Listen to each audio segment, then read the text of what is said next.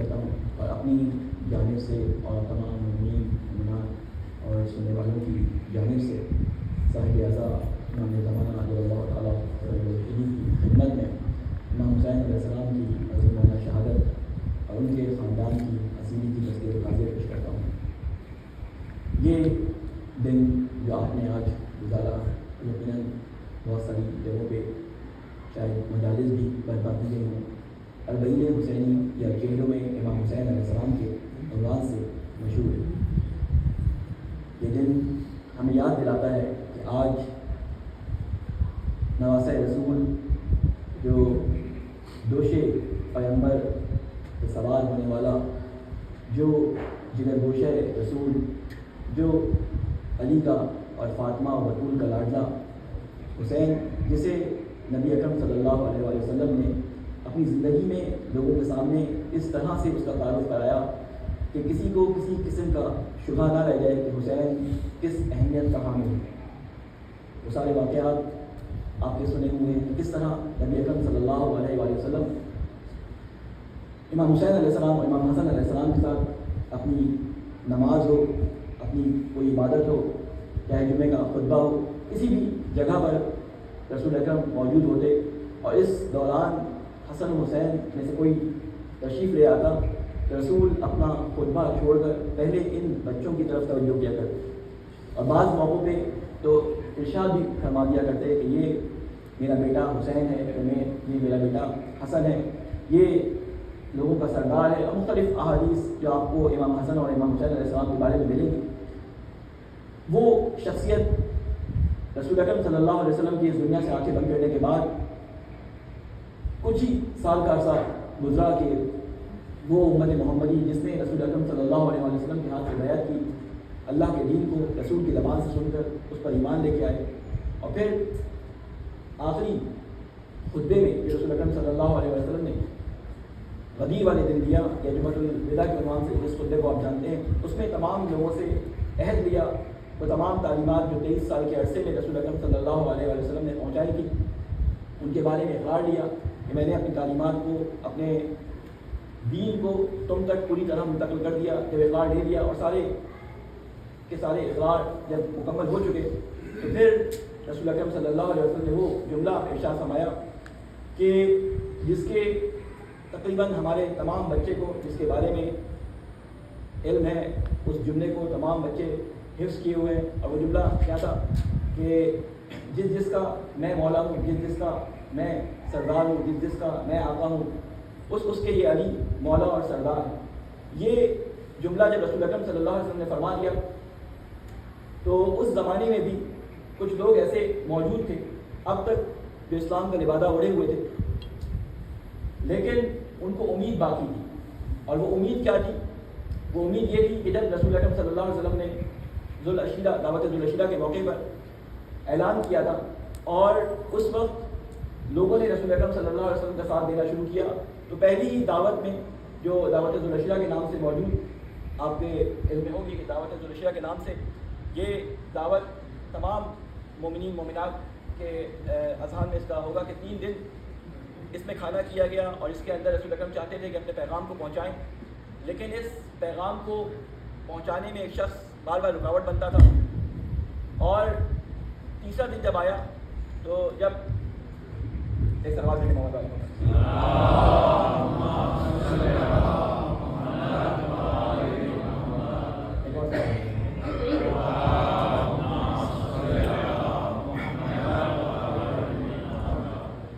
جب تیسرا دن آیا اور جب اس شخص نے دوبارہ اس محفل کو خراب کرنا چاہا تو حضرت ابو طالب نے اس کے کندھے پہ ہاتھ رکھا اور کہا کہ جب تک میرا بھتیجا اپنی بات کو مکمل نہ کرے اس وقت تک تم نے کوئی لفظ بولنا نہیں۔ وہ دن تھا کہ کچھ لوگ اسلام میں شامل ہوئے اور یہ بڑھتے گئے، لیکن ساتھ میں ایک چیز جو ان کے دلوں میں پڑ رہی تھی وہ یہ تھا کہ اسلام تیزی سے بڑھتا ہوا مذہب ہے، اس میں ہم کوئی نہ کوئی اپنے مفادات حاصل کر لیں گے، اور مفادات حاصل کرنے کے بعد جب ہم کسی مقام پر پہنچ جائیں گے تو اس مقام پر پہنچنے کے بعد ہم اس اسلام کو دوبارہ اس جاہلیت جسے آپ جاہلیت عرب کہتے ہیں اس پہ ہم پلٹا دیں گے، کیونکہ ایک دن تو یہ رسول اس دنیا سے چلا جائے گا اور پھر یہ ساری کی ساری مشینری، یہ ساری کی ساری جو رسول کی محنت ہے وہ ہمارے ہی ہاتھوں میں ہوگی. اور آپ نے دیکھا سقیفہ بنو ساعدہ میں کس طرح سے اس رسول اکرم صلی اللہ علیہ وسلم کی بنائی ہوئی محنت کو ہائی جیک کر دیا گیا. تو اب سوال یہ پیدا ہوتا ہے کہ یہ غدیر کے دن ایسے لوگ موجود تھے کہ جو اس 23 سال کے عرصے میں مسلمانوں کے درمیان اپنا ایک مقام بنا چکے تھے. کوئی 10 سال پہلے مسلمان ہوا، کوئی 5 سال پہلے مسلمان ہوا، کوئی چند سال پہلے مسلمان ہوا. تو یہ سارے کے سارے اسلام کے اندر آنے کے بعد اپنا ایک مقام بنا چکے تھے. اب وہ آیت آپ کے ذہنوں میں ہوگی کہ جب غدیر کے حوالے سے یہ 3 چیزیں ضرور پڑھی جاتی ہیں، 2 آیتیں اور ایک روایت. ایک آیت وہ پڑھی جاتی ہے کہ رسول اکرم کو حکم ہوا کہ اے رسول پہنچا دیں اس پیغام کو جس کو پہنچانے کا اللہ نے آپ کو حکم دیا ہے، جسے آیت تبلیغ کہتے ہیں. اس کے بعد رسول اکرم نے یہ جملہ فرمایا کہ میں جس کا مولا ہوں اس کا علی مولا ہے. اور پھر اس کے بعد جو قرآن مجید کی آیت نازل ہوئی وہ آیت یہ تھی کہ آج کے دن کافر جو ہیں وہ مایوس ہو گئے. آج کے دن کافر مایوس ہو گئے. میں چھوٹی سی مثال نوجوانوں کے لیے اور بچوں کے لیے جو ہے وہ بیان کروں گا. دیکھیے مایوسی کس وقت انسان کو ہوتی ہے.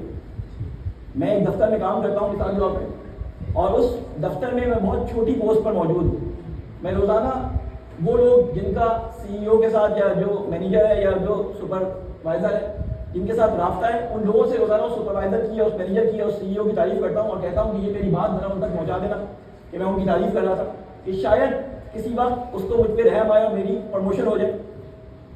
لیکن ایک دن ایسا آتا ہے کہ میں خود اس سی ای او کے دفتر میں پہنچ جاتا ہوں اور جانے کے بعد میں سوچتا ہوں کیوں نہ میں اپنی بات کو درخواست کو خود پہنچاؤں. تو یہ جو 2 سال سے 3 سال سے کوششیں کر رہا تھا کسی طریقے سے اس کی خوش آمد اس کی بات سی ای او کے کان تک پہنچ جائے، جب یہ خود سی ای او کے سامنے پہنچتا ہے اور سی ای او اس کی اس درخواست پر کہ میری پرموشن کی جائے اس کو جھاڑ دیتا ہے، تو اب یہی شخص جن سے تعریفیں کر رہا ہوتا ہے اب تک تعریف کرتے کرتے اس کی زبان تھکتی نہیں. اب یہ کیونکہ اس دفتر کے اندر موجود ہوتا ہے، کوئی زیادہ جسے کہتے ہیں نا کہ جز بجز ہوتا ہے، کوئی زیادہ کر نہیں سکتا، تو کیا کرتا ہے کہ اب کاموں کو خراب کرنا شروع کر دیتا ہے. کیونکہ اس کی ترقی نہیں ہوئی، کیونکہ سی ای او کے بعد جب وہ گیا تو اس نے اس کو جھاڑ دیا. تو اب جو شخص بہت زیادہ اچھا اس کے ذہن میں تصور ہوتا تھا اس کے بارے میں اس نے برا بھلا کہنا شروع کر دیا. یہ تو ایسے ان کو تو اتنی شرم و حیا بھی نہیں ہے کہ منہ میں منع نہیں کرتے، بعد میں منع کر دیتے. تو جب وہ مایوس ہو جاتا ہے تو اس کی رائے بدل جاتی ہے. لیکن کیونکہ دفتر میں چھوٹے عہدے پہ ہوتا ہے تو کچھ کر نہیں پاتا، تو وہ کاموں میں خرابی پیدا کرنا شروع کر دیتا ہے. تو اب اسی مثال کو آپ ذہن میں رکھیے گا اور ذرا غدیر کے میدان تک آ جائیں. غدیر کے میدان میں بہت سارے لوگ تھے جو بڑی بڑی داڑیاں رکھنے کے بعد میدان کے اندر بڑے بڑے مسلمانوں کے درمیان رتبے پا چکے تھے. بڑے بڑے القاب بعد میں ان کو مولا علی علیہ السلام کے القاب چلا کے دے دیے گئے. تو یہ لوگ موجود تھے. لیکن جب یہ رسول اکرم صلی اللہ علیہ وسلم نے حدیث ولایت بیان کی کہ جس کا میں مولا ہوں اس کا علی مولا ہے، تو اس دن ان کے دلوں میں مایوسی آ گئی. اب یہ مایوسی آئی تو اس کا اظہار کیسے ہو؟ اب یہ فوراً تو اپنے کفر کا اظہار نہیں کر سکتے دوبارہ سے، کیونکہ مسلمان ہوئے ان کو بہت لمبا عرصہ ہو گیا ہے. تو اب انہوں نے دین میں خرابیاں پیدا کرنی شروع کی. انہوں نے کہا رسول کے جانے کا انتظار کریں، اب تو ہم پھنس گئے. علی کو اس نبوت کا، اس رسالت کا انہوں نے امین بنا دیا ہے. اس کے بعد جو سلسلے ہوئے وہ آپ کے سامنے. تو ہوا یہ کہ انہوں نے دین کے اندر جب کچھ نہیں کر سکے تو دین میں چیزوں میں ان کے احکامات میں تبدیلیاں کرنی شروع کر دی. اور یہی وجہ ہے کہ غدیر کے بعد ہمیں 2 سمتیں نظر آتی ہیں کہ رسول اکرم صلی اللہ علیہ وسلم کے بعد وہ لوگ جو غدیری کہلائے اور وہ لوگ جو سقیفائی کہلائے. یہ 2 شاخیں نکلی اور اس میں واضح طور پہ یہ فرق ہو گیا کہ ایک اپنے احکامات کو، اپنے دین کو رسول اکرم صلی اللہ علیہ وسلم سے مستقیما لیتے تھے، ڈائریکٹ لیتے تھے، اور ایک کسی اور ذریعے سے، دوسرے ذریعے سے رسول اکرم سے احکامات کیے کرتے تھے. یہ ان اشخاص کی سیرت کو بھی اپنے دین میں شامل کر لیا کرتے تھے. تو یہ 2 حصے چلتے چلے آئے. یہ حصے آگے بڑھے. یہاں پر آپ کو ایک بات بیان کروں کہ دیکھیں جس آیت کی میں نے آپ کے سامنے تلاوت کی، یہ آیت رسول اکرم صلی اللہ علیہ وسلم سے خطاب کرتے ہوئے سورہ انعام کے اندر یہ ارشاد ہوئی ہے. آیت نمبر 162 اور 163 ہے. اس آیت میں اللہ تعالیٰ بیان کیا کر رہا ہے؟ اس آیت میں اللہ تعالیٰ یہ بیان کر رہا ہے کہ قل ان صلاتی، اے رسول کہہ دیجیے. اس سے پہلے کہ میں اپنی بات کو آگے بڑھاؤں، ایک چیز اپنے ذہنوں میں رکھیں کہ جہاں جہاں قرآن مجید میں لفظ قل آتا ہے وہاں بہت ہی کوئی امپورٹنٹ بات ہو رہی ہوتی ہے.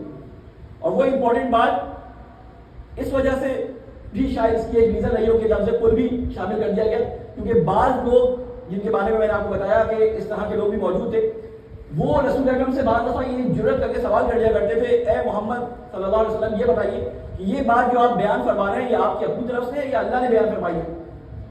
تو اللہ تعالیٰ نے کہا کہ ان لوگوں کے منہ بند کر دیں. تو بعض آیات میں اللہ تعالیٰ نے کہا اس قل کو بھی اس آیت کا حصہ رکھ کے قرآن مجید کا حصہ بنا دو.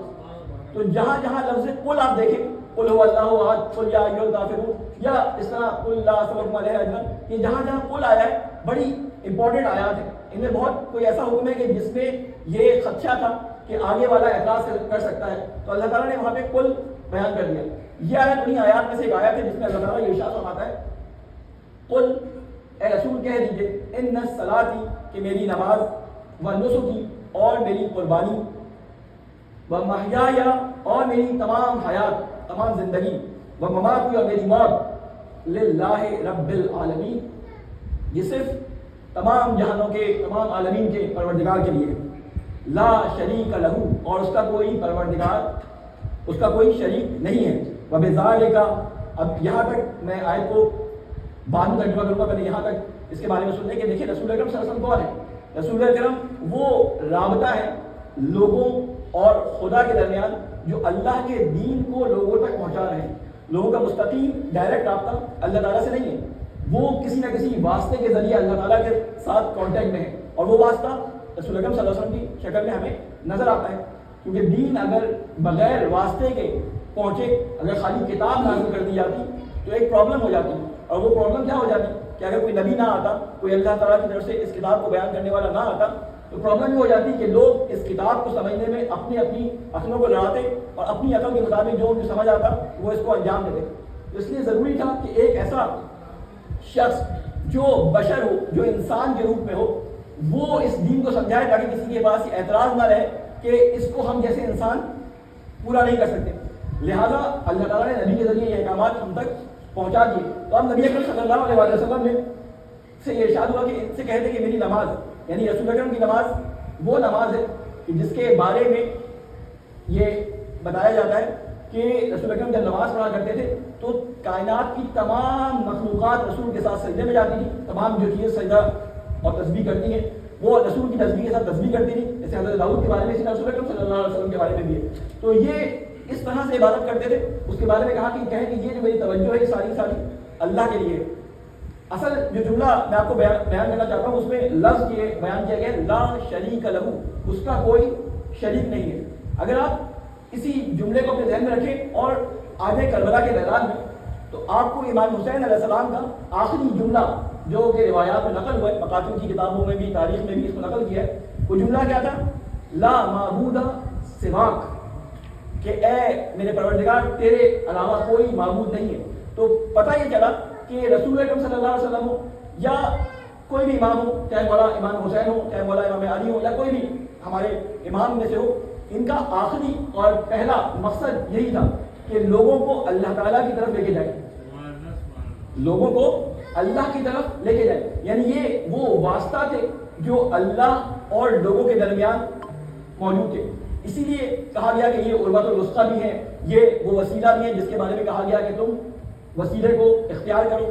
تو یہ وہ لوگ تھے کہ جن کو اللہ تعالیٰ نے ہمارے درمیان اور اپنے درمیان رابطے کا ذریعہ رکھا. وسیلہ یا یوں کہہ لیں نشانی, یا یوں کہہ لیں شاعر, اللہ تعالیٰ کی نشانیاں, شاعر, یہ کیا چیز ہوتی ہے؟ یہ قرآن مجید کی زبان سے اگر ہم دیکھیں تو اللہ تعالیٰ ان کے بارے میں فرماتا ہے کہ ان نشانیوں کا, ان شاعر کا جو تمہیں شعور کی منزلوں پہ پہنچاتے ہیں, ان کا احترام کرو, ان کا احترام کرو. تو یہ احترام جو ہم 40 کی صورت میں ان شاعروں, ان شاعر یعنی شاعر کہتے ہیں نشانیوں کو, شاعر کہتے ہیں وہ چیز جو انسان کو شعور بخشے, 40 کی صورت میں ہمیں نظر آتا ہے.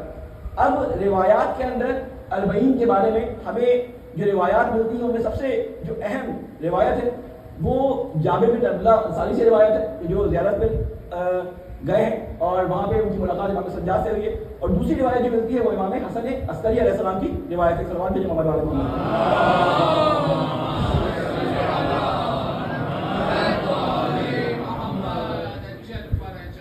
میں بات کو تھوڑا سا مختصر کروں گا کیونکہ ٹائم میرے پاس 45 منٹس کا ہے.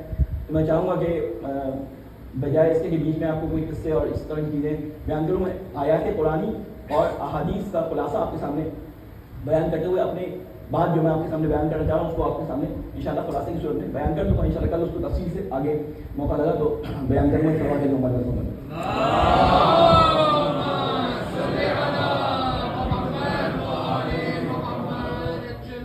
تو پہلے ہم تھوڑا سا اربعین کے بارے میں دیکھ لیں کہ اربعین یا جسے کہتے ہیں کہ عربی زبان کا یہ لفظ چہلم جسے آپ فارسی میں کہتے ہیں یا اردو زبان میں 40واں کہتے ہیں, یہ لفظ اصل میں روایات کی زبان میں ایک بہت ہی اہمیت کا حامل لفظ ہے. قرآن مجید میں بھی اس کے استعمال ہمیں ملتے ہیں. 40 کا لفظ عربوں کے ہاں یا یوں کہہ لیں اللہ تعالیٰ کی لغت میں بڑی اہمیت کا حامل تھا. آپ اگر روایات اٹھا کے دیکھیں یا قرآن کی آیات اٹھا کے دیکھیں اس میں ملتا ہے کہ آپ کو مثلا فلاں کو 40 سال کی عمر میں نبوت ملی, خود رسول اکرم صلی اللہ علیہ وسلم کو 40 سال کی عمر میں نبوت ملی, یا عقل 40 سال کی عمر میں جو ہے وہ اپنے کمال پہ پہنچ جاتی ہے, یوں کہ 40 سال کے بعد آدمی میچور ہو جاتا ہے. یہ اس طرح کی 40 کی روایات ہمیں بہت ملتی ہیں. تو صرف ہمیں ایک حکم جو 40ویں کے بارے میں یا چہلم کے بارے میں ملتا ہے کہ جس کو برپا کیا جائے, جس کی یاد منائی جائے, وہ امام حسین علیہ السلام کا ہی چہلم ہے. یعنی اگر ہمیں روایات کے اندر آپ ایک ریسرچ کریں تو آپ کو کسی اور امام کا چہلم نہیں ملے گا, نہ رسول اکرم کا ملے گا, نہ جناب فاطمہ کا ملے گا, نہ جناب امیر المومنین علیہ السلام کا ملے گا. صرف جس چہلم کو منانے کی ہمیں جیسے کہتے ہیں کہ باقی کی گئی ہے وہ امام حسین علیہ السلام کا چہلم ہے. یہ چہلم قدیم زمانے سے لوگوں کے درمیان رائج تھا کہ لوگ امام حسین علیہ السلام کی زیارت کے لیے اکیلے یا اپنے خانوادے کے ساتھ جایا کرتے تھے. شیخ انصاری کو پہلے عالم ہیں کہ جن کے بارے میں ہمیں تاریخ کے اندر ملا ہے کہ انہوں نے پہلی دفعہ اس کو ایک گروہی صورت میں شروع کیا, یعنی گروہ ایک بنایا اپنے طالب علموں کے ساتھ اور نجف سے کربلا کا پیدل سفر کیا. کیونکہ نجف اس وقت حوضہ علمیہ جو نجف تھا وہ اس وقت اپنے عروج پہ تھا. اس وقت زعیم حوضہ جو تھے وہ شیخ انصاری تھے. اس کے بعد اس رسم کو دوبارہ محدث نوری نے زندہ کیا اور انہوں نے بھی اپنے شاگردوں کے ساتھ اس واک کا سلسلہ جسے آپ مشی کہتے ہیں اس کا سلسلہ شروع کیا. صدام جب آیا تو اس نے اس سلسلے کو روک دیا اور اس نے پابندی لگا دی اور لوگوں کو کربلا جانے کے راستوں کو اس نے روک دیا اور کربلا جانے پہ پابندی لگا دی. آپ کو معلوم ہے جو لوگ صدام کے زمانے میں کربلا گئے ہوں تو کس طرح ان کا ایک سپاہی آپ کے ساتھ ہوا کرتا تھا اور ایک مخصوص حصے تک آپ کو لے کے جاتے تھے, کچھ پیسے بھی دینے پڑتے تھے اور زیارت کرواتے تھے. لیکن صدام کے جانے کے بعد آپ نے دیکھا کہ کس طرح سے پوری دنیا سے ایک سیلاب امٹ کے امام حسین علیہ السلام کی طرف چلا گیا. دیکھیے امام حسین علیہ السلام وہ تاریخ کی شخصیت ہے کہ جو صرف ہماری محافل کا حصہ نہیں ہے, جو صرف ہمارے دلوں کا نور نہیں ہے, جو صرف ہمارے دوسرے بات میں کہوں کہ وہ صرف ہماری پراپرٹی نہیں ہے, بلکہ امام حسین کی شخصیت وہ شخصیت ہے کہ جس کو نہ صرف شیعہ بلکہ اہل سنت, نہ صرف اہل سنت بلکہ غیر مسلمان, نہ صرف غیر مسلمان بلکہ وہ لوگ جو اپنے آپ کو ایتھیسٹ کہتے ہیں وہ بھی امام حسین علیہ السلام کا احترام کرتے ہیں. یعنی وہ جو امام علی کو نہیں مانتے امام حسین کو مانتے ہیں, جو رسول اکرم کو نہیں مانتے امام حسین کی جسے کہتے ہیں وہ احترام کرتے ہیں, جو اللہ کو نہیں مانتے وہ بھی امام حسین کا احترام کرتے ہیں. یعنی امام حسین ایک ایسی واحد شخصیت ہے کہ تھرو آؤٹ دا ورلڈ کوئی نہ کوئی آپ کو قوم آپ کو ایسی نظر آئے گی جس کے اندر امام حسین علیہ السلام کے چاہنے والے آپ کو مل جائیں گے. یعنی امام حسین علیہ السلام کی شخصیت ایسی ہمہ جہت شخصیت ہے. اور جو اربعین کی واک پہ گئے انہوں نے دیکھا ہوگا کہ کس طرح کرسچنز بھی آئے ہوتے ہیں, ہندوز بھی آئے ہوتے ہیں, مختلف اقوام کے جو مسلمان بھی نہیں ہوتے مذاہب کے لوگ آتے ہیں اور امام حسین علیہ السلام کو خراج عقیدت پیش کرتے ہیں. یعنی حسین وہ ذات ہے کہ جنہوں نے تمام دنیا کے لوگوں پر جو فطرت سلیم رکھتا ہے اپنا گھر کیا ہے اور وہ امام حسین علیہ السلام کی اسی طرح عزت کرتے ہیں. لیکن مسئلہ یہ ہوا کہ ہم لوگوں نے امام حسین علیہ السلام کو اپنی بیسمنٹس میں قید کر لیا.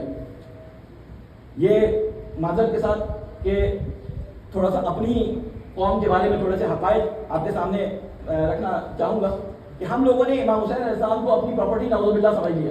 امام حسین وہ شخصیت تھے کہ جنہوں نے تمام دنیا والوں کے لیے سبب دیا تھا, حریت کا سبب دیا تھا, مظلوم کے خلاف آواز اٹھانے کا سبب دیا تھا.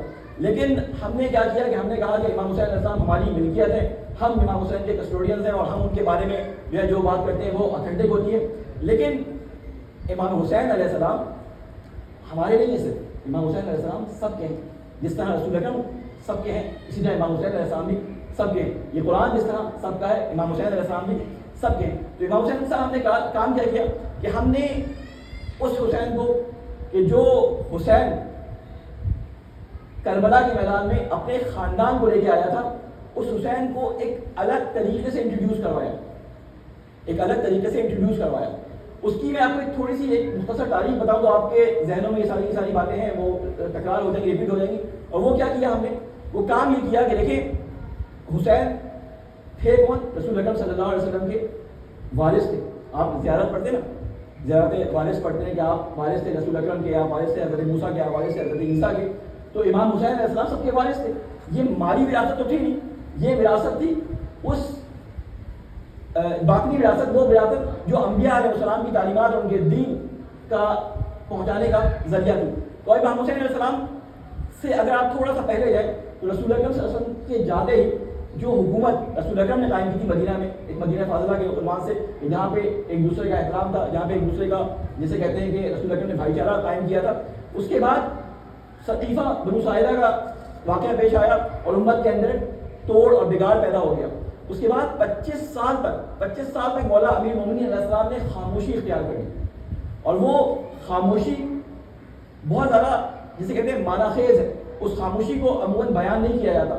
وہ خاموشی اپنے اندر بہت ساری جسے کہتے ہیں تاریخ کی حقیقتیں رکھتی ہے. اس کے اندر مولا علی علیہ السلام نے اپنی تلوار کو غلاف میں رکھ لیا. 25 سال تک یہ تلوار غلاف سے باہر نہیں آئی. کسی طرح سے 25 سال کے بعد جب مولا علی علیہ السلام کو موقع ملا اور ظاہری خلافت کے عہدے پہ بیٹھے تو 4 سال تک تو مولا علی علیہ السلام وہ بگاڑ جو امت مسلمہ میں آ چکے تھے ان کو صحیح کرنے میں لگے. اور آپس میں جنگیں جو ہوئی مسلمانوں کے درمیان، ان جنگوں میں مجبور رہے. کسی طرح سے یہ امت پہنچی امام حسن تک. یہاں تک پہنچتے یہ اتنی تھک چکی تھی جنگوں سے کہ امام حسن علیہ السلام کے ساتھ آتے ہی ان کے اپنے کزن نے کئی ہزار سپاہیوں کے ساتھ بغاوت کی اور معاویہ کی فوج سے آگے مل گئے. اب اس وقت امام حسن علیہ السلام کو وہ کڑوا گھونٹ صلح کا پینا پڑا. وہ کس لیے؟ کہ اس امت کو بچانے کے لیے وہ کڑوا گھونٹ پینا پڑا. جب یہ باری پہنچی امام حسین علیہ السلام تک تو اب امت مسلمہ کا حال یہ ہو چکا تھا کہ یہ ایک مردہ جسم کی مانند سن ہو چکی تھی. دیکھیں جب کوئی مریض جب تک کوما میں نہیں جاتا، جب تک وہ بیمار ہوتا ہے تو اس کو ڈرپ لگائی جاتی ہے، اس کو جو ہے وہ دوائیاں کھلائی جاتی ہیں، اس کو انجیکشن لگائے جاتے ہیں کہ کسی طرح یہ صحیح ہو جائے. لیکن جب وہ کوما میں چلا جاتا ہے تو کیا کام کیا جاتا ہے؟ اس کو الیکٹرک شاک دیا جاتا ہے.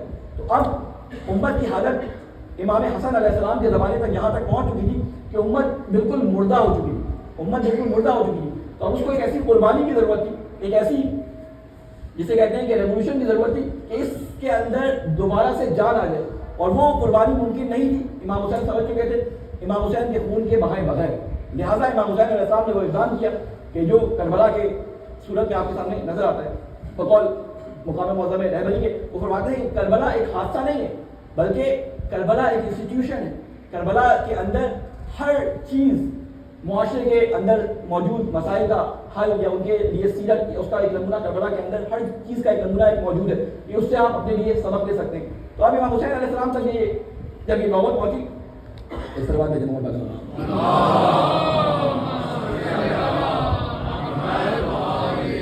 حسین علیہ السلام نے ایک بار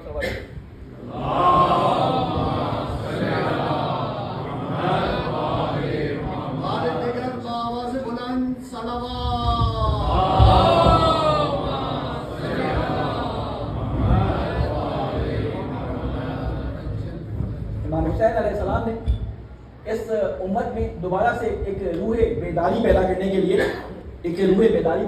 لیے اپنا خون دیا، اپنے گھر والوں کو اسیر ہونا منظور کر لیا. ہوا کیا؟ آپ اگر تھوڑا سا تصور کریں کہ امام حسین علیہ السلام کے ساتھ جو شہید ہونے والے تھے ان کی تعداد کتنی ہمیں بتائی جاتی ہے؟ تقریباً 72 کے قریب. اگر آپ اس کو تھوڑا سا رفلی آئیڈیا لیں تو یہ تعداد تقریباً 150 سے 200 کے درمیان تھی. کیونکہ پہلا حملہ جو اس فجر کے وقت ہوا اس میں کافی سارے اصحاب امام حسین علیہ السلام کے شہید ہو گئے. اب جو لوگ مخلصین تھے امام حسین کے ساتھ آ گئے تھے وہ شہید ہو گئے. کون بچا یہاں پہ مردوں میں؟ امام سجاد بچے. کچھ وہ لوگ بچے اب امام حسین کے چاہنے والے یا رسول اکرم صلی اللہ علیہ وسلم کی جسے کہتے ہیں کہ صحیح فالوورز، وہ لوگ بچے جو کوفہ میں قید تھے یا کچھ ایسے مقامات پر موجود تھے کہ جہاں پر امام حسین علیہ السلام کا پیغام دیر میں پہنچا. ان میں سے بعض لوگ کربلا بعد میں پہنچے بھی اور کچھ ایسی جگہ تھی کہ جن میں شہادت کے بعد پیغام پہنچا. تو آپ رفلی ایک آئیڈیا لگا لیں تو زیادہ سے زیادہ ان کی تعداد کتنی ہوگی؟ زیادہ سے زیادہ ان کی تعداد 1000 1500 سے زیادہ نہیں ہوگی جو اطراف میں محبین حسین کے نام سے یا محبین رسول کے نام سے یا محبین علی کے نام سے موجود تھے. کربلا میں 72 آ گئے جن کو پیغام مل گیا وہ سب شہید ہو گئے، صرف امام سجاد بچ گئے. لیکن تاریخ کے اوراق کو پڑھ کے کچھ ہی سالوں کے بعد جب حجاج بن یوسف آتا ہے تو آپ کو نظر آتا ہے کہ 80,000 شیعہ 80,000 مولا امین المومنین علیہ السلام کے چاہنے والے وہ جیلوں میں قید تھے، جن کے سروں پہ جس سے چھتیں نہیں تھی، وہ سارے واقعات آپ نے سنے. تو یہ 80,000 شیعہ کہاں سے آ گئے؟ یعنی وہ امام حسین کے جن کے ساتھ شہید ہونے کے لیے اس وقت 72 یا 150 یا 200 افراد موجود تھے، یا جو بعد رہ گئے تھے وہ 1000 کی تعداد میں زیادہ سے زیادہ ہوں گے. یہ 80,000 کہاں سے آ گئے؟ تو یہ 80,000 آئے وہاں سے کہ جب امام حسین علیہ السلام شہید ہوئے تو ان کی شہادت اتنا اثر رکھتی تھی کہ اس کے بعد مسلمانوں کے درمیان مختلف تحریکیں اٹھنا شروع ہوئی. سلیمان بن سلیم قضائی جنہوں نے امام حسین علیہ السلام کو دعوت دی تھی، ان کی تحریک اٹھی، توابین کی تحریک اٹھی، شہید فخر کی تحریک اٹھی، زید شہید کی تحریک اٹھی، اور اس طرح علیوں کی مختلف تحریکیں اٹھنی شروع ہوئی. اب حکومتوں کو یہ خطرہ ہوا کہ وہ حسین جو زندہ تھا، جسے ہم نے کربلا کے میدان میں شہید کر کے یہ سمجھ لیا کہ ہم نے اس کی آواز کو دفنا دیا، وہ زندہ اتنا خطرناک نہیں تھا جتنا یہ شہید حسین خطرناک ہے. یعنی حسین جب تک زندہ تھا اس کی آواز میں لبیک کہنے والے کم تھے. وہ آواز لگاتا رہا کہ کوئی ہے جو میرے اہل بیت کی مدد کرے، کوئی ہے جو میری مدد کرے، کوئی ہے جو اہل بیت رسول کی مدد کے لیے میری ہمراہی کرے. تو اس کی آواز میں اس وقت لبیک کہنے والا کوئی نہیں تھا. لیکن آج جب حسین شہید ہو گیا اور حسین کی شہادت کے بعد لوگوں کے لہو گرمانے لگے، رسول اکرم کی اس حدیث کے مطابق کہ حسین کے خون نے مومنین کے روحوں کو اور مومنین کے قلوب کو، مومنین کے خون کو گرما دیا، اور یہ حرارت کبھی ٹھنڈی نہیں ہوگی. تو یہ جو حرارت ابھری یہ اتنی خطرناک حرارت تھی کہ اس وقت کے حکمرانوں نے یہ فیصلہ کیا کہ یہ حسین جو شہید ہے وہ زیادہ خطرناک ہے زندہ حسین سے.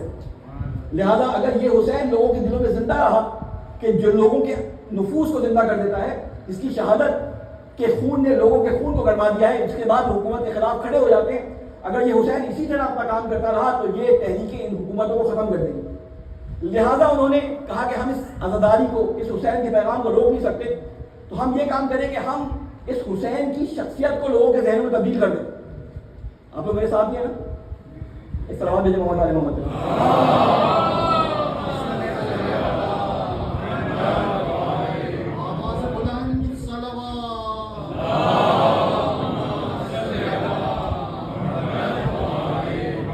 تو انہوں نے کہا کہ ہم اس حسین کی شخصیت کو لوگوں کے درمیان جو ہے وہ تبدیل کر دیں. اب دو قسم کے حسین معاشرے کے اندر انٹروڈیوس کروانے شروع کر دیے گئے. اس طرح بنی امیہ کی وہ فیکٹریز جو مولا امیر المومنین علیہ السلام کے خلاف پروپیگنڈا کرنے میں مشغول تھی، امام حسین علیہ السلام کی شخصیت، ان کی شہادت، ان کے اوپر ہونے والے مظالم کو بھی تبدیل کرنے لگی اور ان کے اہداف کے اندر تحریک شروع ہو گئی. اور پھر آپ نے دیکھا کہ ایک شیعت جو لوگوں کے درمیان پھیلی وہ وہی انقلابی تحریک تھی حسین کی، جس کے تحت حسین نے اپنی قربانی دی. وہی مقصدیت ان کے درمیان موجود تھی اور وہ آج تک چلی آ رہی ہے کہ جہاں جہاں حسین کے اس طرح سے ماننے والے، جس طرح سے حسین کا مقصد تھا اسی حساب سے ماننے والے موجود تھے، وہاں وہاں انقلابی تحریکیں چلتی رہیں اور انقلاب آتے رہے. اور ایک حسینیت جو حکومتی سطح پر جس طرح یزید نے مجلس کروائی تھی، اسی طرح حکومتی سطح پہ مجلسیں ہونی شروع ہو گئی. ہمارے معاشرے میں بھی اسی طرح کی ایک حسینیت انٹروڈیوس کروائی گئی.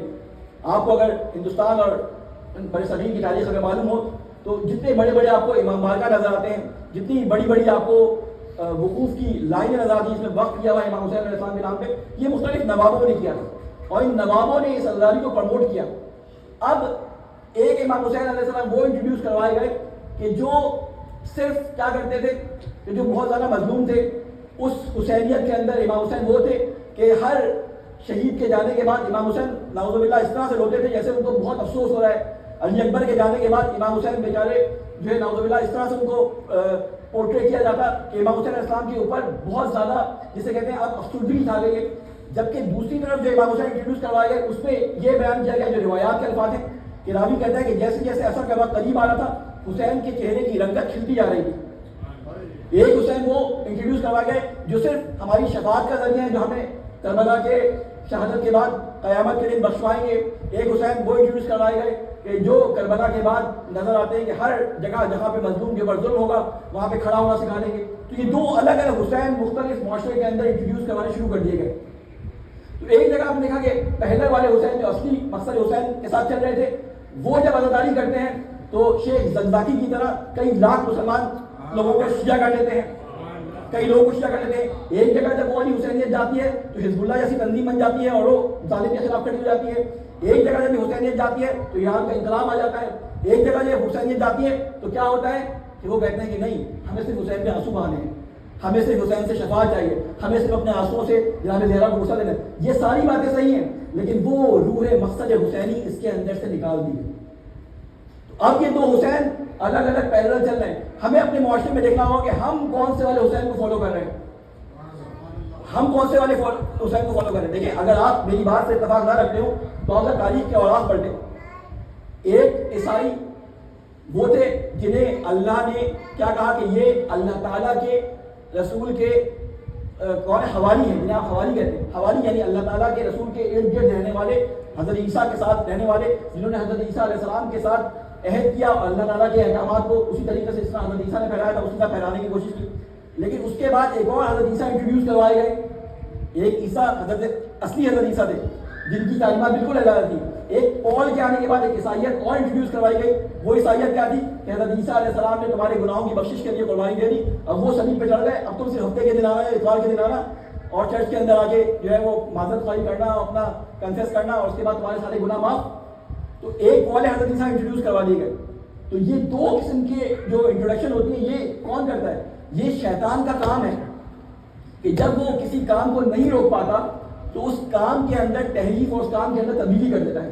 تو یہی کام امام حسین علیہ السلام کی شخصیت کے ساتھ بھی کیا گیا، یہی کام جناب مولا امیر المومنین علیہ السلام کی شخصیت کے ساتھ بھی کیا گیا، یہی کام جناب رسول اکرم صلی اللہ علیہ وسلم کی شخصیت کے بارے میں بھی کیا گیا۔ تو یہ جو کام ہمارے ساتھ ہوا، اس کے ٹریپ میں سادہ لوگ جو لوگ تھے وہ آ گئے اور پھر انہوں نے اس مقصد حسین کو جس کے لیے امام حسین علیہ السلام نے جان دی تھی، جس کے لیے امام حسین علیہ السلام نے یہ بتایا تھا کہ یہ دیکھو میرے سامنے اس یزید بدبخت پلید نے دو آپشن چھوڑے ہیں، یا تو میں اس کے ہاتھ پہ بیعت کر لوں ذلت کے ساتھ یا میں موت کی طرف چلا جاؤں۔ تو آپ نے کیا جملہ تاریخی ارشاد فرمایا تھا ابن عباس سے کہ میں ذلت کی طرف نہیں جاؤں گا، حسین کبھی ذلت کو قبول نہیں کرے گا، ہیہات من الذلہ، جو آپ نارا کہتے ہیں امام حسین علیہ السلام کا جملہ تھا کہ حسین کبھی ذلت کو برداشت نہیں کرے گا، وہ اللہ کی راہ میں جان دینا، اللہ کی راہ میں اپنے بچوں کو شہید کروانا پسند کر لے گا لیکن ذلت کا راستہ اختیار نہیں کرے گا۔ تو یہ والی حسینیت کی آج ضرورت ہے، یہ والی حسینیت کیا ضرورت ہے؟ خود امام حسین علیہ السلام کا ارشاد ہے۔ بس میں اپنی مجلس کو تمام کرنے کے صلوات بھیجیں محمد علی محمد۔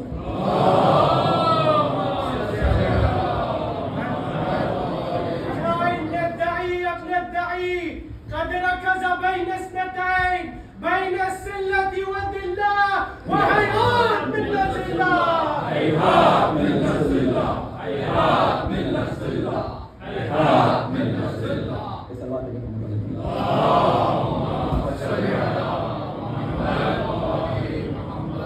تو یہ حسین جو تحریک پیدا کرتے ہیں، وہ حسین جو کام کے لیے عمل کے لیے ابھارتے ہیں، وہ حسین بالکل الگ ہیں۔ اور وہ حسین جو کہتے ہیں کچھ نہ کرو، صرف انتظار کرو، تمہیں کچھ نہیں کرنا، آنے والا آگے کرے گا، یہ دوسرا حسین ہے، یہ دوسرا ڈپلیکیٹ حسین ہے جو بیان کیا گیا ہے۔ دیکھیں، جب ہم کسی کا انتظار کرتے ہیں تو انتظار کرنے کا مطلب ہرگز بھی یہ نہیں ہوتا کہ ہم ہاتھ پہ ہاتھ دھرے بیٹھے رہیں۔ میں نے پچھلی مجالس میں آپ کے ہاں یہ عرض کیا تھا کہ جو اسلام ہے یا یہ مسلمان ہے، یہ کوئی ناؤن نہیں ہے، مسلمان یہ کوئی نام نہیں ہے، بلکہ اسلام مسلمان ورڈ ہے، یعنی وہ تسلیم ہونے والا بندہ جو ہر پل اللہ کی اطاعت میں آگے بڑھ رہا ہے، ہر پل وہ مسلمانوں کا درد اپنے جسم میں محسوس کرتا ہے، ہر پل وہ مظلوم کا درد اپنی آنکھوں میں، اپنے دل میں، اپنے اعضاء میں محسوس کرتا ہے کہ کس طرح کسی جگہ پر لوگ بھوکے ہوں اور میں اپنے دسترخوان پہ بیٹھے رنگین کھانوں کو نوش فرما رہا ہوں، وہ اس کا دل تکلیف میں ہوتا ہے۔ لیکن ایک مسلمان ہوتا ہے، کہتا ہے کوئی بات نہیں، امام زمانہ آئیں گے، وہ ہماری مدد کریں گے۔ یہ جو امام زمانہ آئیں گے اور وہ مدد کریں گے تو نعوذ باللہ کہیں ہمارے ذہنوں میں یہ خیال تو آنے نہیں لگ گیا کہ امام زمانہ آنے کے بعد کچھ پھونکے ماریں گے، کچھ تعویذ باندھیں گے، 2-4 وظیفے کریں گے اور یہ سارے کے سارے مسلمان ہو جائیں گے۔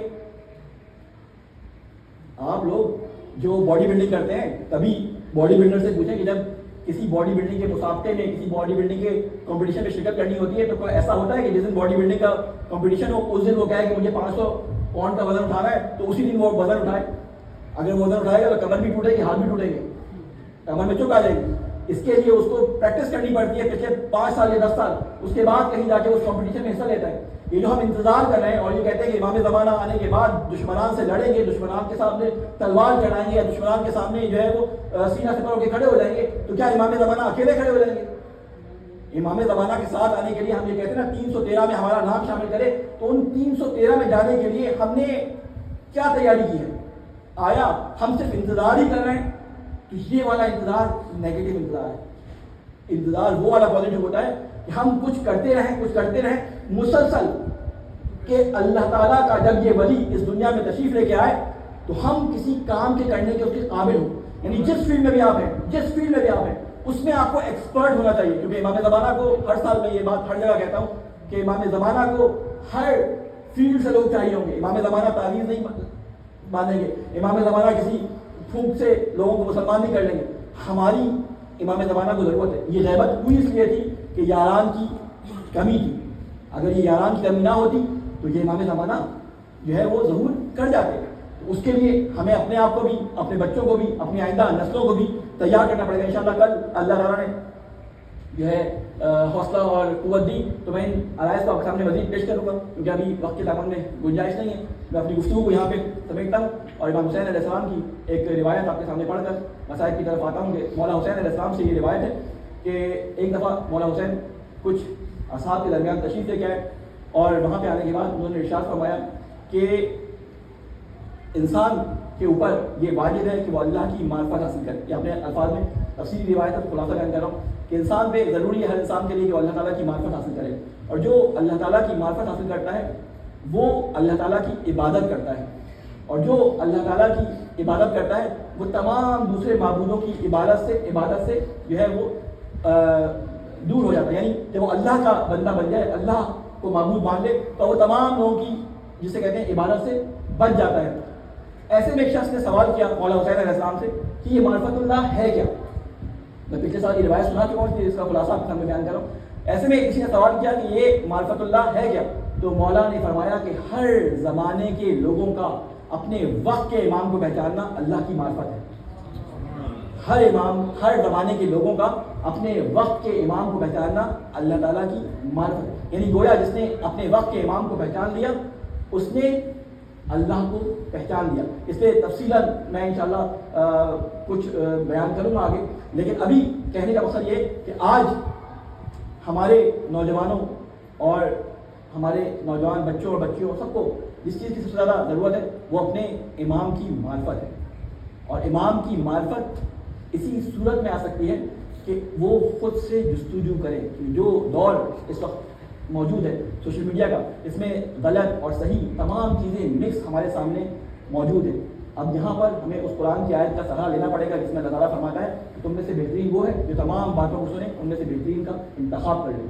اور یہی بس بات کو اپنے یہاں ختم کروں کہ یہی چیز تھی کہ امام حسین علیہ السلام کے ساتھ آنے والے لوگوں نے اپنی طرف جو اپنے اطراف میں سارے کے سارے پروپیگنڈے ہو رہے تھے حکومت کے حق میں اور امام حسین کے خلاف، ان کے اندر کوئی نہ کوئی ایک ایسی چیز موجود تھی کہ جو ان کو کھینچ کے کسی نہ کسی طریقے سے امام حسین تک لے آئی.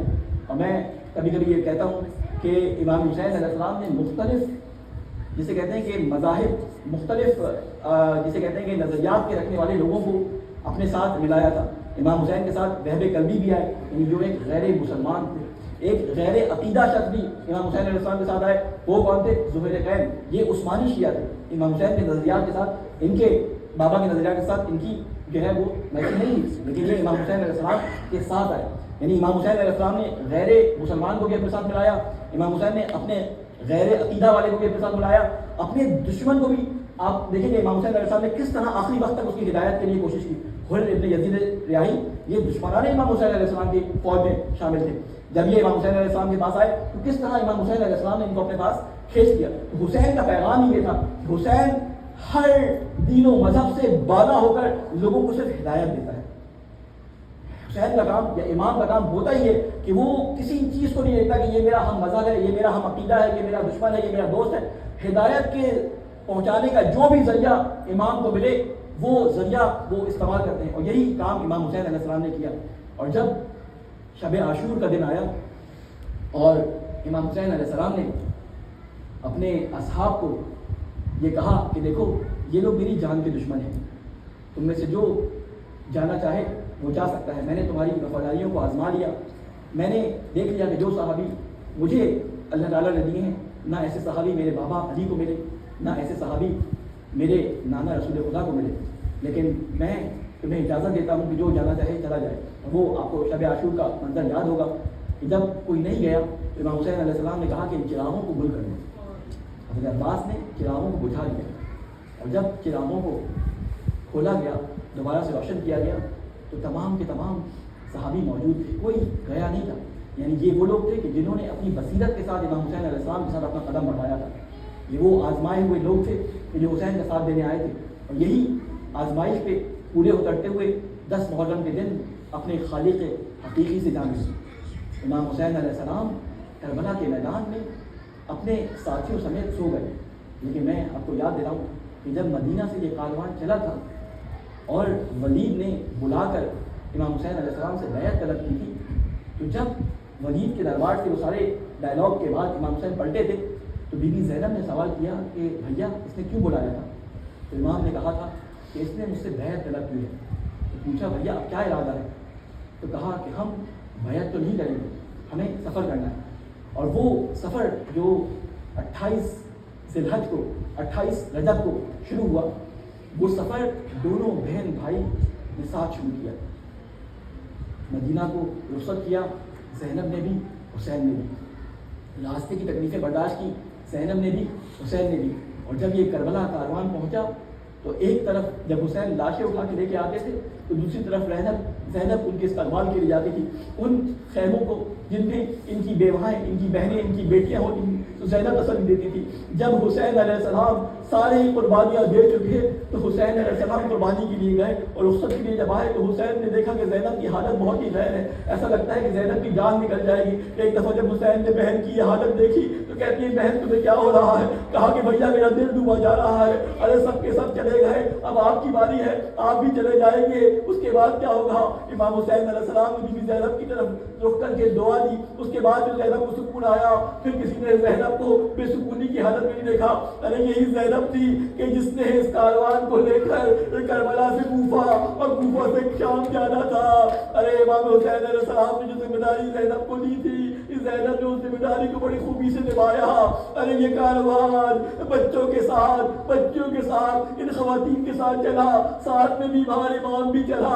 ارے جب یہ چلے ہیں تو زینب ان کی نگہبان تھی، جب خیموں کو آگ لگی تو امامت کو بچانے والی زینب تھی۔ ارے زینب درباروں میں بھی گئی، کوفہ کے دربار میں بھی گئی، شام کے دربار میں بھی گئی، لیکن جب زینب زندان میں تھی، ایک دفعہ وہ بچی جو اپنے بابا کو بہت یاد کرتی تھی اس زندان میں رخصت ہو گئی۔ ارے زینب نے اس کا غم بھی سہ لیا۔ اس کے بعد یزید نے امام سجاد کو بلایا، کہا کہ ہم آپ کو رہا کرنا چاہتے ہیں، رہائی کے لیے کوئی بھی تین خواہشات ہم سے کرے۔ ارے یزید کو جب امام حسین زین العابدین نے یہ کہا کہ ہمارے تبرکات ہمیں بٹا دیے جائے، شہداء کے سر ہمیں دے دیے جائے اور ہمیں مسجد بپا کرنے کے لیے گھر دیا جائے، تو بی بی سجاد نے بی بی زینب سے کہا کہ پھوپھی اماں ہمیں مجلس کی اجازت مل گئی ہے، ہمارے تبرکات آ جائیں گے۔ بی بی زینب نے وہاں پہ مجلس بپا کی، 3 دن تک اپنے بھائی پہ گریہ کیا اور 3 دن تک حسین کا غم منایا۔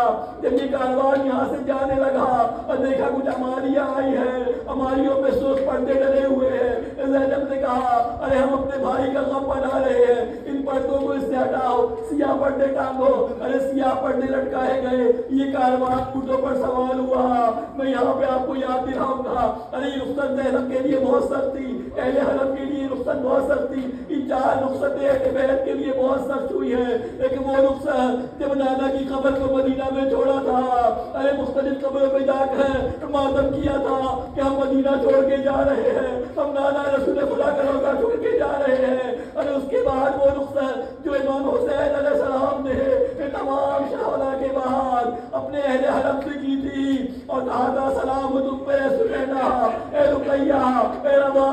اس کے بعد جب امام حسین چلے گئے تو لوگوں نے دیکھا کہ آخری ملاقات زینب کی دل زینبیہ میں حسین کے ساتھ ہوئی تھی، جب بھائی کے گلے پہ خنجر چل رہے تھے، حسین دور کھڑی، زینب دور کھڑی بول رہی تھی ارے کوئی ہے کہ میرے بھائی کو بچائے. یہ رخصت بھی امام حسین کے ساتھیوں کے بہت سخت تھی, لیکن آج کی رخصت بھی بہت سخت تھی. جب یہ کاروان چلا, ابھی تھوڑی دور چلا تھا کہ بی بی زینب نے کہا کاروان کو روکو. ارے روکنے کے بعد جو خواتین نے ساتھ آئی تھی ان سے کہا کہ اس خرابے کی طرف چلو. ارے ایک بچی جو قید میں تھی, آج تک قید میں ہے, اس کے پاس لے کے آئی, کہتی ہے اپنی امانت تمہارے پاس چھوڑے جا رہے ہیں. یہ کاروان سکینہ کو چھوڑ کر کربلا کے میدان میں آیا. ارے کیا دیکھتے ہیں کربلا کے میدان میں رسول اکرم کا صحابی جابر بن عبداللہ موجود ہے. ارے جابر اپنے غلام کے ساتھ موجود ہے. کہتے ہیں کہ مجھے حسین کی خبر کا پتہ بتاؤ. ارے جابر نابینا ہو چکے ہیں. وہ کہتے ہیں معلوم نہیں کون سی خبر حسین کی ہے. جابر نے ایک دفعہ آواز دی, ارے حسین جب میں تمہیں ملنے آتا تھا تو تم میرا استقبال کرتے تھے, میرے سلام کا جواب دیتے تھے. اس کے بعد جابر نے زیارت پڑھنی شروع کی, السلام علیکم یا ابن رسول اللہ. ارے قبر سے آواز آئی, وعلیکم السلام. نانا کے صحابی جابر تم پر سلام ہو. جابر نے کہا مجھے اس قبر کے نزدیک لے چلو جس سے آواز آئی ہے. عطیہ جو غلام ہے جابر کو قبر پہ لے کے گئے. ابھی جابر قبر سے لپٹے ہو رہے تھے, کیا دیکھتے ہیں کہ دور سے کاروان کے آنے کی آواز آتی ہے. ارے بولتے ہیں جاؤ دیکھو یہ کون سا کاروان ہے, فوج ہے, یہ کوئی اور ہے. اب یہ آگے بتاتے ہیں کہ آنے والا ایسا کاروان ہے, فوج نہیں لگتی, کچھ پالان ہے جن پہ کچھ لوگ سوار ہے. ایک بوڑھا شخص ایک اونٹ پہ سوار ہے. ارے کہا شاید یہ میرا مولا سید سجاد ہے. اب جو دیکھا دور سے کاروان والوں نے کہ جابر بن عبداللہ نانا کے صحابی کا موجود ہے. سید سجاد دوڑتے ہوئے آگے بڑھے. اب تک سید سجاد کو کسی نے گلے نہ لگایا تھا, ارے کسی نے سید سجاد کو پلٹا نہ دیا تھا. آج پہلو پر جب سید سجاد سے نانا کے صحابی کو دیکھا, ارے گلے لگ گئے. کہتے ہیں کہ جگہ ہے کیا ہمارے جوانوں کو مارا گیا, یہ جگہ ہے جب ہمارے اطفال کو مار دیا گیا. یہاں پہ ہماری بیویوں کو دلہے لگائے گئے, یہاں پہ ہماری بیویوں کے چادریں چھینی گئی. ارے جابر نوحہ کرتے جابر ہوتے جاتے, سید سجاد نوحہ پڑھتے جاتے. اس کے بعد جابر سے سید سجاد کہتے ہیں ارے جابر آپ ذرا قبر سے دور ہٹ جائے. جابر کہتے ہیں میں نابینا ہوں, مجھے معلوم ہے آپ کیوں کہہ رہے ہیں. کہا نہیں جابر آپ دیکھ نہیں سکتے لیکن سن تو سکتے ہیں. ابھی میری بہنیں اور بیٹیاں آئیں گی, ارے یہاں گریا کریں گی, بہن کریں گی. جابر دور رکھتے ہیں. اب جو بیویاں اونٹوں پہ آ رہی ہوتی ہے, ارے اونٹ آہستہ آہستہ چل رہے ہوتے ہیں. زینب سے برداشت نہیں ہوتا, اپنے آپ کو اونٹ سے گراتی ہے کہ تیزی سے چلتی ہوئی کبھی گرتی ہے کبھی گرتی ہے کبھی اٹھتی ہے حسین کی قبر کے پاس آتی ہے. کہتی ہے ارے بھائی, ارے تمہارے بعد تو ہمیں رسک لگ گئی. ارے بھائی تمہارے بعد بچے کو اونٹوں سے گرا کے مار دیا گیا. ارے بھائی تمہارے بعد تمہاری بیٹی سکینہ کو میں شام میں چھوڑ آئی. کہوں گا بی بی زینب, ارے آپ نے اپنے بھائی سے کیا ہوا وعدہ نبھا دیا. ارے بھائی نے کہا تھا میری امانت ہے, اب سنبھال کے لے کے جانا. جب مدینے واپس آ گئی تمام امانتیں پہنچا دی تو ایک دفعہ زینب نے وعدہ وفا کیا. ارے تمہارا حسین کی امانت کے پاس شام میں آئی, سکینہ کو باہوں میں لے کر شام میں سو رہی. انا للہ و انا الیہ راجعون. مطلب حسین